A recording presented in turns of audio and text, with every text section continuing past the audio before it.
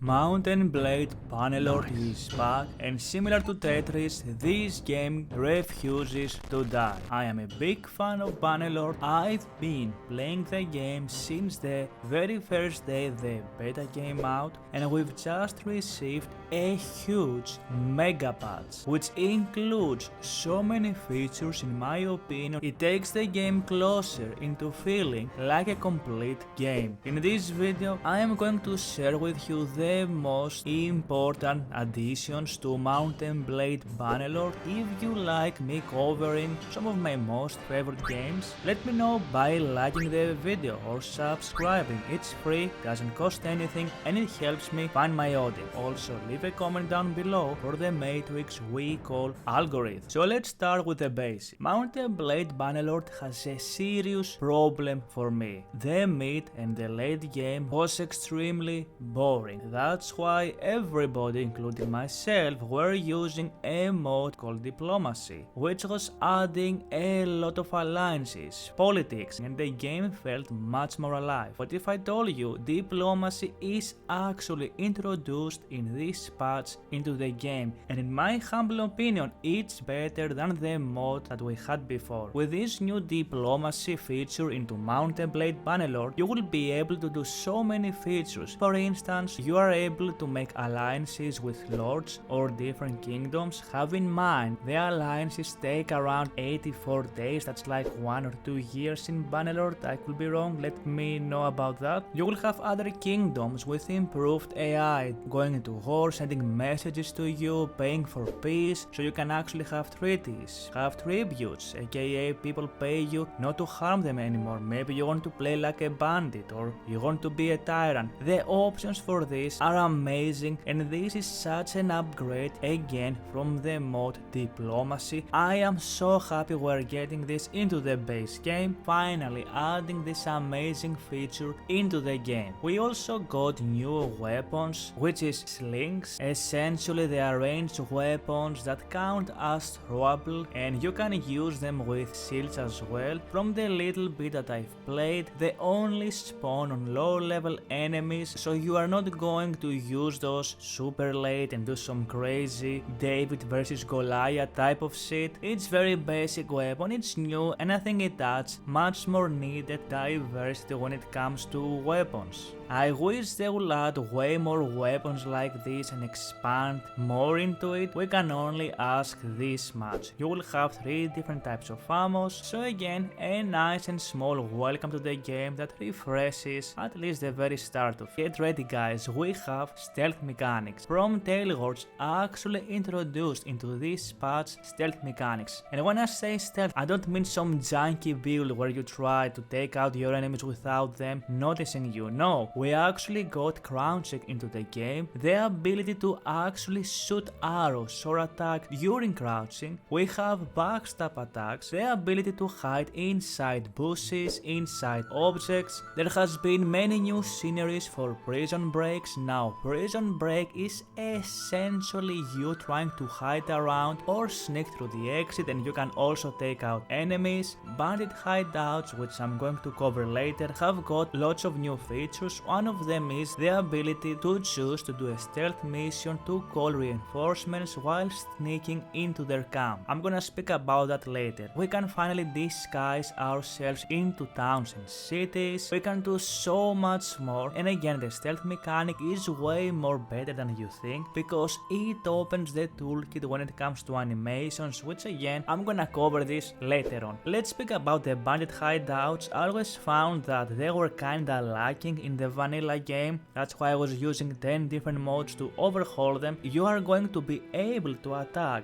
bandit hideouts during both day and night.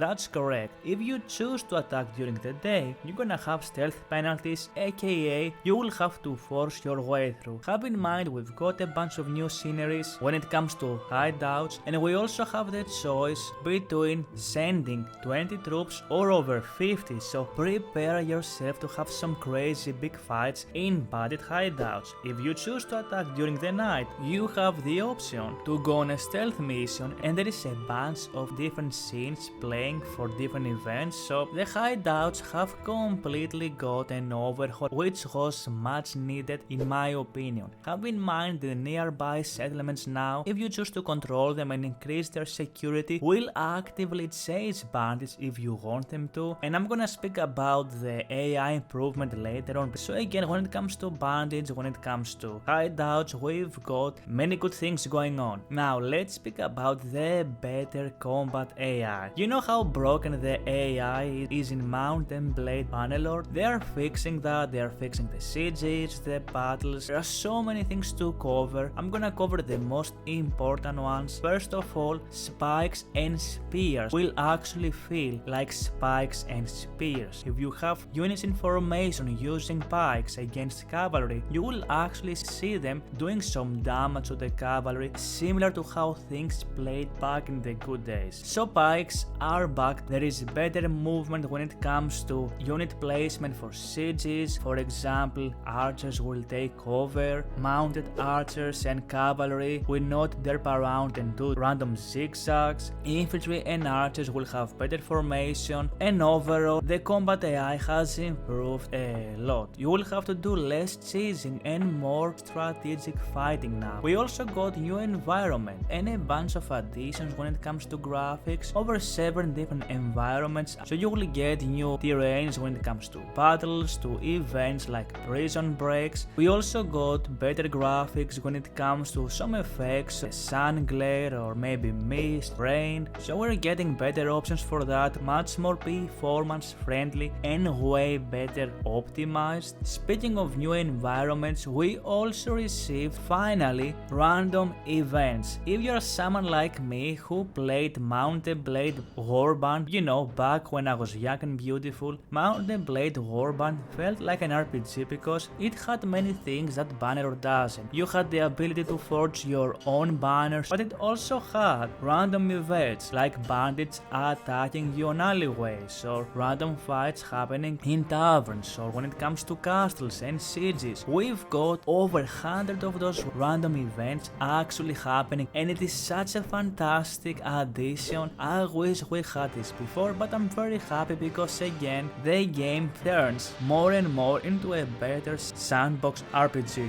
All of those random events will take place dependent on the consequences of your actions, of your alignments, and all of the things you do. So again, fantastic addition in my opinion. We also have a lot of bug fixes that I'm not going to mention. I'm just saying that super shortly. Hundreds and upon hundreds of bug fixes. We've got new toolkits when it comes to mod utilities, essentially from Tailwords wants the modders to take it to the next level. We have the unlocked animations, for example when it comes to crouching in and out of combat, that is going to give us way more animations or ability to create more if the modders want to. The modders also have the ability now, due to the new toolkit, to add weather effects, new terrains, to essentially play more with the engine of the game. From Tailwords, just to make it short, essentially they opened up their tools when it comes to their engine, so modders are much more free to go crazy, teach up and create as many mods and bring us closer into having a better experience with Mount and Blade Bannerlord. If you want my personal opinion, I wish more game studios will trust their communities to do that, so that's another W from Tailwords. We also got some minor additions when it comes to new armors, new weapons. Some troops will have new shields, there is more diversity. You will find 3 new armors, a bunch of new shields or swords. We also have, for example, 6 new scarbards for weapons. When it comes to smithing, we've got 3 or 4 new daggers. We also have UI improvements, and the most important one that I want to comment here, you have an indicator, a visual indicator when you press tab into any battle that shows you the morale of each arc, so you can actually view it now in game and make strategic decisions based on that, which is an amazing addition. And lastly, I kept the best for last, we've got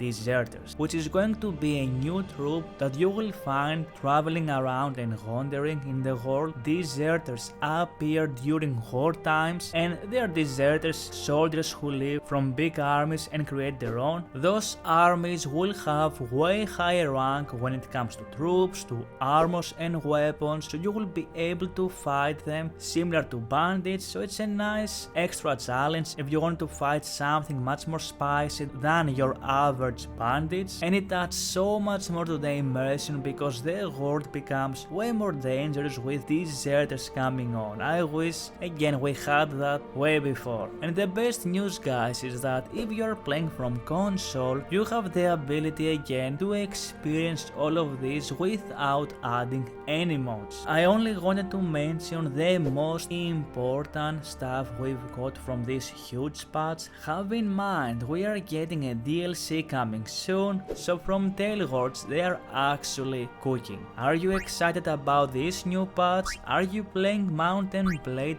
Bannerlord, or are you watching me only for Skyrim content? Let me know down in the video so I know better about what you guys want to watch. With that out of the way, I love Bannerlord. It's a game that I've been playing for over the past, 4 years? Is it 5 years already? I have no idea. So I'm going to cover this game here and there. I love sandbox games. I've been playing recently Kenshi, which is another amazing game I want to cover. And thanks for watching, guys, and I will see you in the next one. Take care.